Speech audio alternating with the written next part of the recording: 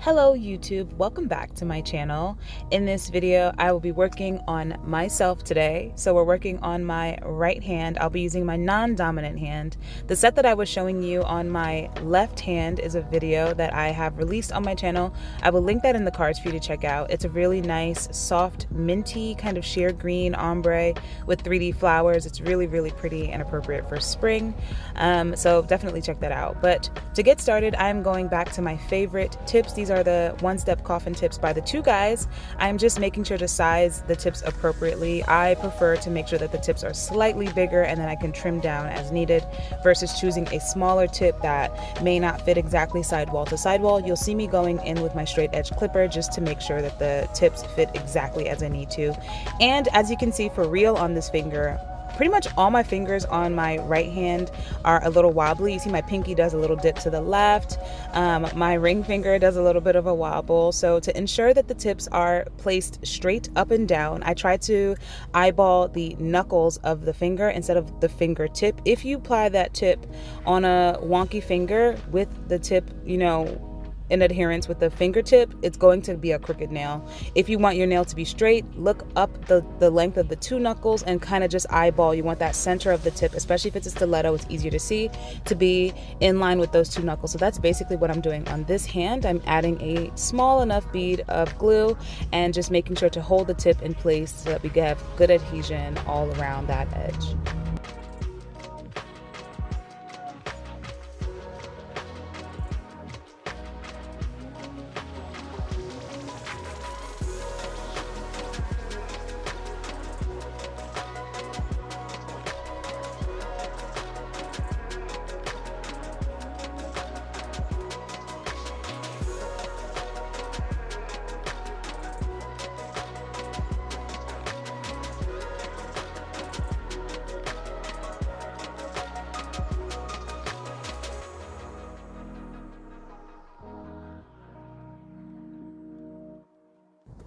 So I'm taking my same straight edge clipper and I'm just cutting the nails down. I normally like my nail, as you can see, there's a big difference in the length of the nail. The set that I did on my left hand is a little bit too short for me. I don't know what I was thinking when I was doing it. I don't know, who knows?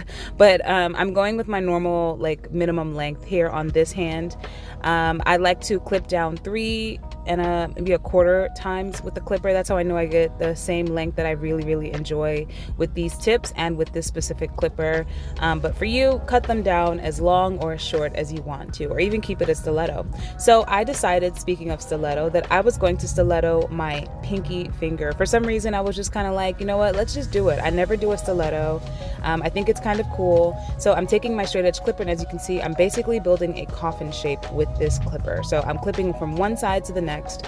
I'm not going to build the stiletto now because I will go into file, and even after applying the acrylic, I will go in and file to sharpen it up later, but I just want that general kind of really tight coffin shape. Now I'm just taking a 100 hand file. I'm fixing up the shape. I enjoy a tapered square, especially for this length. I just think it looks really nice and long and pretty on my fingers. And I am going to be blending the tip as well, and buffing my natural nail, because I did prep, but I did not buff the natural nail in my prep.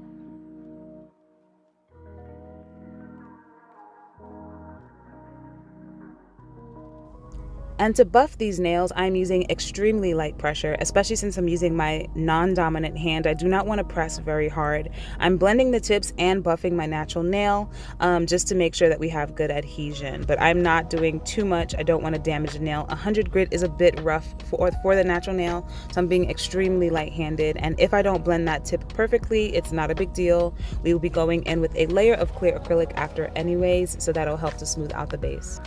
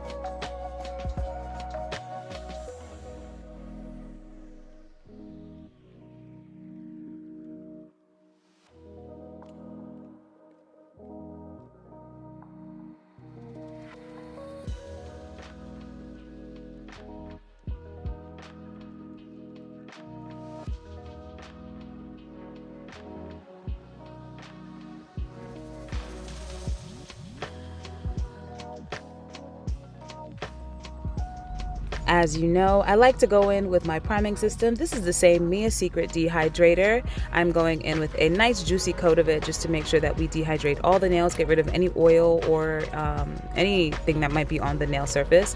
Then I'm going to go in with the Mia Secret Extra Bond, and then I'm going to put a thin coat of the Young Nails Protein Bond to get us started.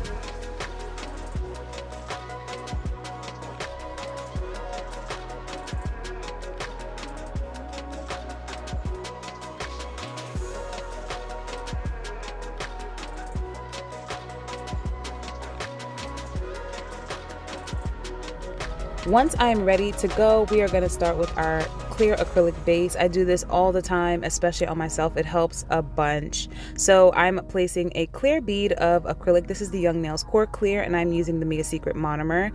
And I'm just applying a really thin wet bead down the length of the entire nail. So before I would normally just do it, I don't know what's happening here. Maybe I was talking or watching something. But usually I just do it to cover the natural nail, but I'm getting into the habit of applying that clear acrylic down the length of the nail. And as you can see, it's a very thin, watery layer. It's not building up any type of structure. It's just to protect the nail. I like to carry it down to the tip now because when I'm doing the removal process, sometimes I'm a bit heavy-handed in removing colored acrylic from the tip. I might want to get back to a completely clear tip.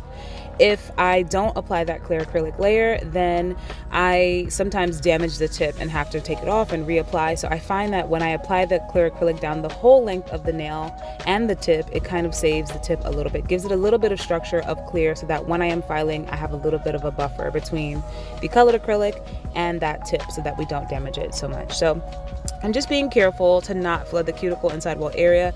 No biggie if I do. I just use the tip of my brush to kind of clean everything up. We want this to be a nice solid base. The clear acrylic is the best option to give yourself a nice base before applying any colored acrylic.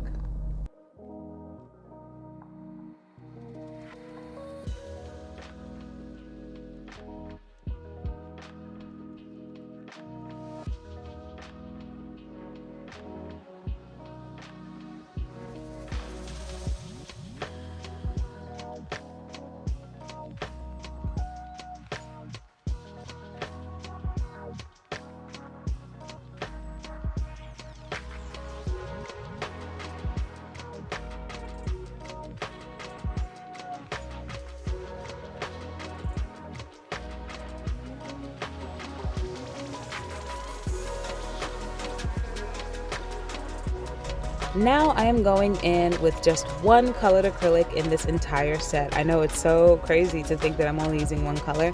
This is Young Nails Cover Pink. So I have been wanting Cover Pink for so long. I have so many of the Young Nails acrylic colors, and I bought that mystery box haul in November of last year. I didn't get Cover Pink in there, but just around the holiday that just passed, Easter, they had a sale, buy 2 Cover Pinks for like a discount. So I bought 2 of them, and I'm really happy I finally got my hands on Cover Pink. I think now I have all of the Young Nail colors. But basically, we are going to be using this color. It's a really, really beautiful, kind of peachy, soft pink nude kind of color that just kind of goes well with all skin tones and acts as a good base kind of color for pretty much anything you're doing with nails. I'm going to be building up structure and coverage on all of the nails. We will not be clear capping, so I'm making sure to build up as much structure as possible. On this stiletto nail, I might need a little bit more product towards the free edge in the middle of the nail. It's a stiletto and it's going to be receiving a lot more pointy impact, I guess. I need to just be more careful, so I'm adding a little bit more product in the middle of the nail just to build up some structure. So basically all of the nails I'm going to do my best. Please remember that I am using my left hand. I am not left-handed to do this, so give me a little bit of grace while watching this one, because it is not natural. It is getting a little bit easier to use this left hand, but I feel like it just comes and goes. Sometimes it feels good, sometimes I'm like, I don't even know what I'm doing. So yeah, I'm using my left hand, and I have all of my products on the left side of the table. I am dipping into my monomer and product with the left hand. I'm not switching, as you can see. So yeah, I'm just doing my best. It is very awkward. I'm still not completely used to it, but yeah, I'm doing my best to just not flood the skin areas and to build up enough structure and coverage on each of the nails. So all of the nails are going to get a solid coat of this Young Nails Cover Pink.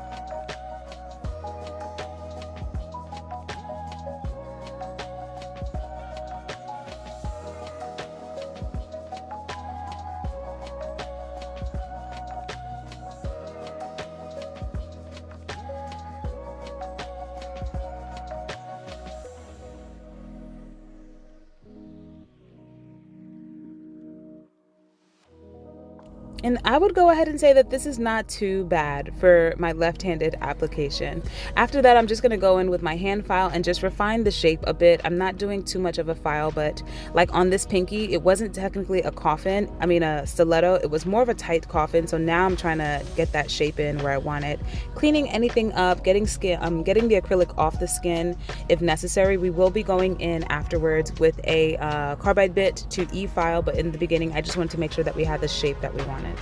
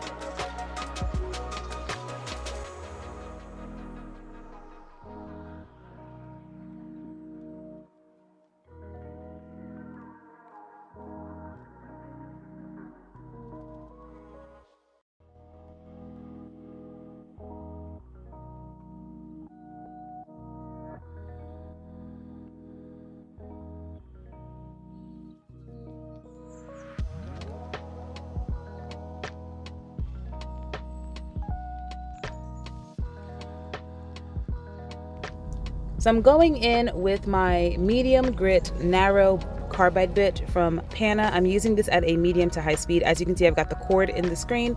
That's because I have my e-file. It is a rechargeable e-file, but I have it mounted to the right of me because I'm right-handed, and it's usually there just kind of sitting propped up on this container.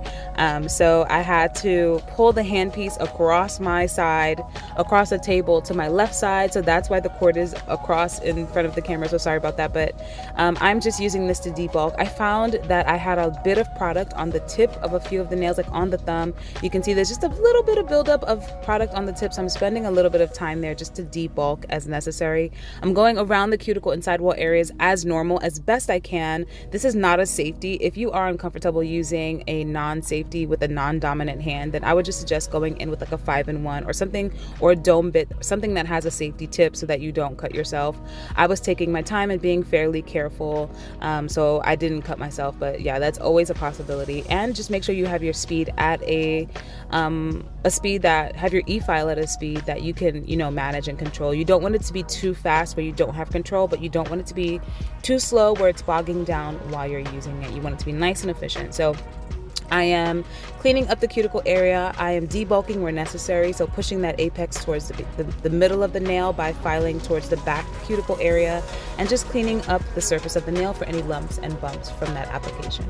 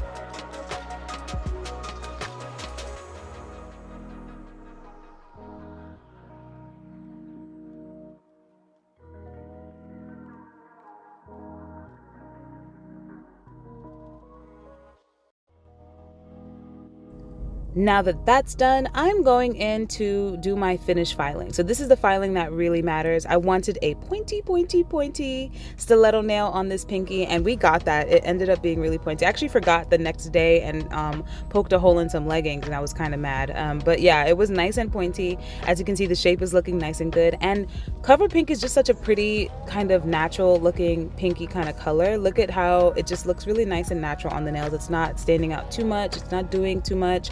It's just a really gorgeous color. So for all of the nails, besides the pinky, I'm just cleaning up the sides and making sure to get a nice sharp free edge. We want that nice sharp shape. As you can see, I'm bracing my finger and going in that up and down manner. That's how I personally find I get the best sharp horizontal free edge. Sometimes when I go side to side with the the hand file, I get, I might favor one side, so I get slightly slanted, and then you go back and forth, and then next thing you know, your nail's shorter than it's supposed to be. So I just find that up and down manner just kind of helps me, as you can see, going up and down on that file helps me to get a nice sharp shape. We're going to buff and then make sure that the nails are completely smooth, because we're going in to do some hand designs in a sec.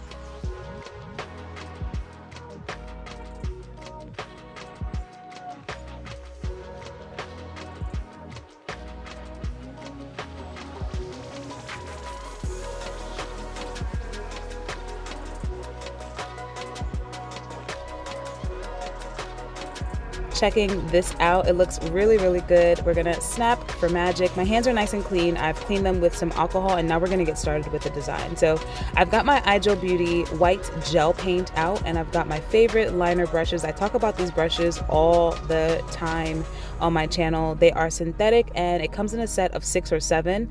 One end of each brush is a painting brush in different lengths and width, and on the other end you have different size dotting tools. So it's a 2-in-1 set, and it's fabulous, especially if you're a beginner and you like to do a lot of hand art. It's a really great set. So I'm going in, and as you can see, I'm drawing these abstract swirls around each of the nails with the white gel paint. I'm winging it. I have no point of reference. I kind of want some of the lines to be thick in some areas and thin in other areas. I don't want them to be covering too much of the nail. There's really no way to describe what I'm doing. I'm just winging it for the most part. One thing that I will say is that I say it in a few videos now, but anytime you're doing hand art, I would suggest curing in between every single finger. I am not that person. I like to think, oh, I can do the whole thing in one shot. You're gonna see, I think by the second or third finger, that I do make a mistake and kind of brush the finger a type of way and almost mess up the whole design. And I was like kicking myself, like, girl, we say this all the time and you still don't change. But yeah, cure when you're happy with each finger so that you don't, end up like me having to clean up your mess. But it's no biggie. The beauty about using gel polishes and gel paint is that until you cure it, it is removable. So I just take another brush with some alcohol on it and just kind of swipe away at the areas that I don't want that white to be, and then I can cure for 30 seconds and then it is down. I'll be doing this on all 5 of my nails.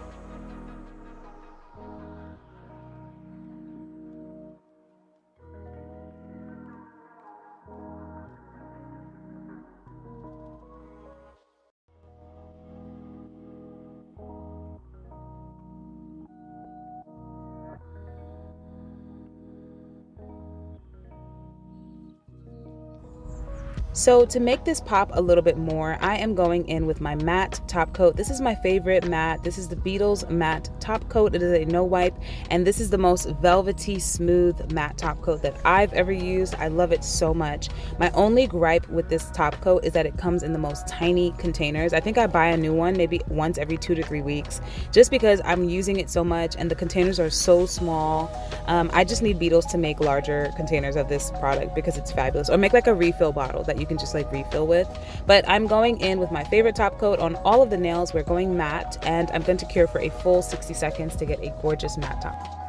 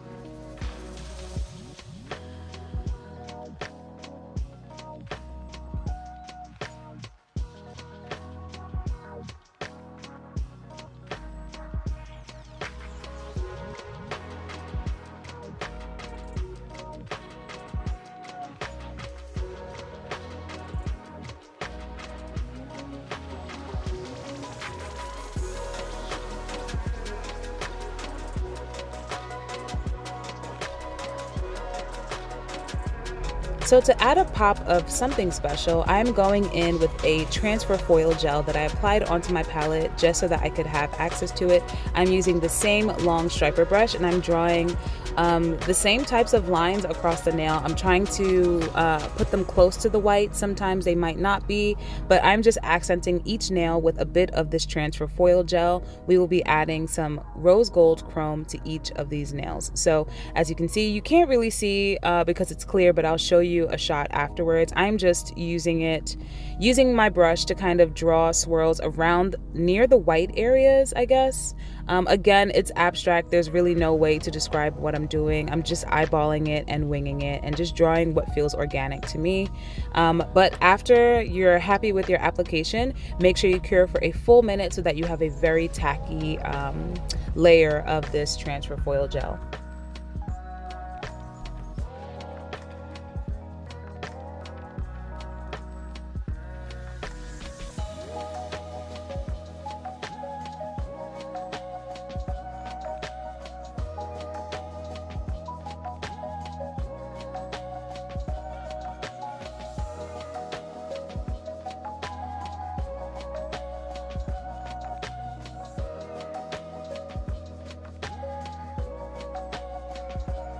And here you can get a better shot of what that looks like right after application. Now I'm taking this rose gold chrome foil, transfer foil, and I'm just pressing it all over the nail, pressing fairly well to just get it to stick to wherever we place that clear transfer gel.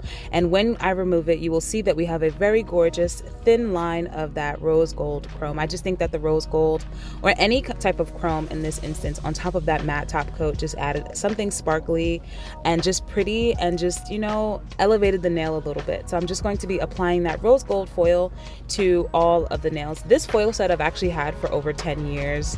It's really freaking old, and it's so crazy to think how nail trends come back and forth. I remember when foils were a big thing like 10 years ago. I've legit had these foils for so long, but you can definitely get these anywhere. I will link put a link down below as to where you can find them, but this set that I have in particular definitely can't be found. But yeah, I'm just applying them to all of the nails. It will only stick to that transfer foil gel. If you get it somewhere else, don't worry, it will wipe away when we clean off the set. But basically I'm just adding a little bit of chrome to each of the nails.